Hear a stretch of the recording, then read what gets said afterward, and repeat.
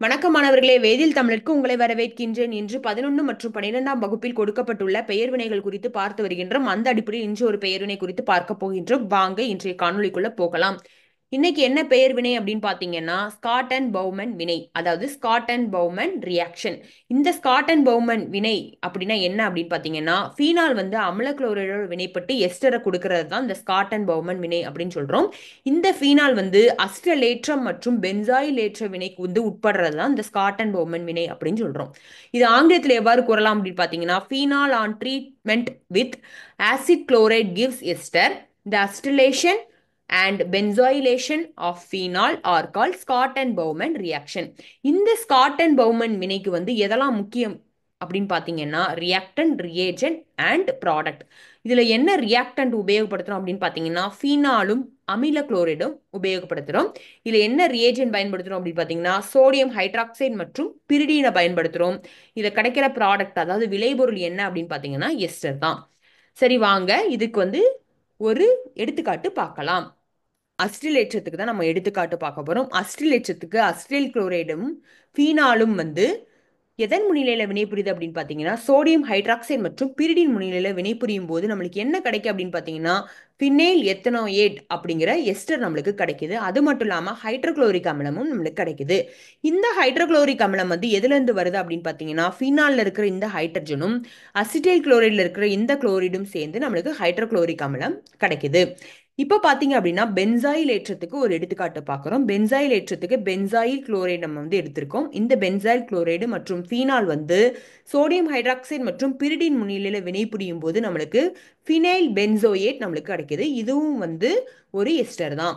அது மட்டும் இல்லாமல் ஹைட்ரோகுளோரிக் அமிலம் நம்மளுக்கு கிடைக்குது. இந்த ஹைட்ரோகுளோரிக் அமிலம் எதுலேருந்து உருவாகுது அப்படின்னு பார்த்தீங்கன்னா, ஃபீனாலில் இருக்கிற ஹைட்ரஜனும் பென்சாயில் குளோரைடில் இருக்கிற குளோரினும் சேர்ந்து நம்மளுக்கு ஹைட்ரோகுளோரிக் அமிலம் கிடைக்குது. இப்போ நம்ம வந்து அஸ்டிலேற்றம் மற்றும் பென்சாயிலேற்றத்தில் வந்து ஃபீனால் கூட நடக்கும்போது நம்மளுக்கு எஸ்டர் உருவாகுதுன்னு பார்த்துட்டோம்.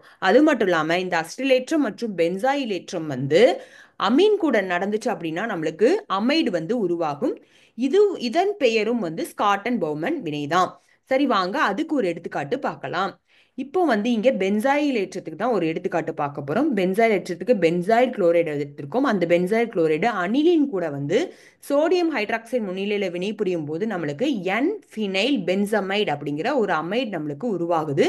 அது மட்டும் இல்லாம ஹைட்ரோகுளோரிக் அமிலமும் நம்மளுக்கு கிடைக்குது.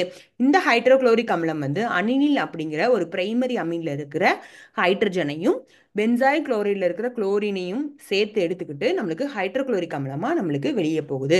இப்போ பார்த்தீங்க அப்படின்னா இன்னொரு எடுத்துக்காட்டு இதுக்கு பார்க்கலாம். அதாவது பென்சாயில் ஏற்றத்துக்கு தான் பென்சாயில் குளோரைடு எடுத்திருக்கோம். அது வந்து டை எத்தில் அமீன் அப்படிங்கிற ஒரு ஈரணைய அமீன் கூட வந்து எதன் முன்னிலையில வினைபுரியுது அப்படின்னு பார்த்தீங்கன்னா, சோடியம் ஹைட்ராக்சைடு முன்னிலையில வினைபுரியும் போது நமக்கு என் டை எத்தில் பென்சமைடு அப்படிங்கிற ஒரு அமைட் நம்மளுக்கு உருவாகுது. அது மட்டும் இல்லாமல் ஹைட்ரோகுளோரிக் அமிலம் நம்மளுக்கு கிடைக்குது. இந்த ஹைட்ரோகுளோரிக் அமிலம் எதுலேருந்து வருது அப்படின்னு பார்த்தீங்கன்னா, டை எத்தில் அமீன்ல இருக்கிற ஹைட்ரஜனும் பென்சாயில் குளோரைடில் இருக்கிற குளோரினும் சேர்ந்து ஹைட்ரோகுளோரிக் அமிலம் நம்மளுக்கு கிடைக்குது. இப்போ பார்த்தீங்க அப்படின்னா நீங்க யோசிக்கலாம், என்னடா இங்க வந்து முன்னிலை பிரிடின் முன்னிலையிலும் முன்னாடி வந்து வினைபுரிஞ்சு இங்க பிரிடின் போடலையே அப்படின்னு நீங்க நினைக்கலாம். ஸ்காட் அண்ட் பவுமன் வினையில வந்து சில நேரங்கள்ல வந்து பிரிடின் வந்து உபயோகப்படுத்தாம கூட இருக்கலாம். சரி மாணவர்களே, இன்னைக்கு நான் உங்களுக்கு சொல்லி கொடுத்த பெயர் வினைகள் வந்து உங்களுக்கு நல்லா புரிஞ்சிருக்கும்னு சொல்லி நான் நம்புறேன். உங்களுக்கு நான் நடத்தின பெயர் வினை பிடிச்சிருந்தது அப்படின்னா நம்ம வீடியோவை வந்து லைக் பண்ணுங்க, ஷேர் பண்ணுங்க. இந்த பெயர் வினை குறித்து ஏதாவது சந்தேகம் இருந்தது அப்படின்னா அதை கமெண்ட் செக்ஷன்ல பதிவு பண்ணுங்க. அது மட்டும் இல்லாம நான் உங்களுக்கு வந்து 2 பயிற்சி வினாக்கள் வந்து கொடுத்துருக்கேன். இந்த பயிற்சி வினாக்களை வந்து உங்க ஓய்வு நேரத்துல வந்து முயற்சி செய்து பார்த்து இந்த பயிற்சி வினாக்களை ஏதாவது சந்தேகம் இருந்ததுன்னா அதையும் கமெண்ட் செக்ஷன்ல பதிவு பண்ணுங்க. இது போன்ற பெயர் வினைகள் வந்து உங்களுக்கு வரணும் அப்படின்னு நினைச்சீங்கன்னா நம்ம சேனலை சப்ஸ்கிரைப் பண்ண மறந்துடாதீங்க. நன்றி மாணவர்களே.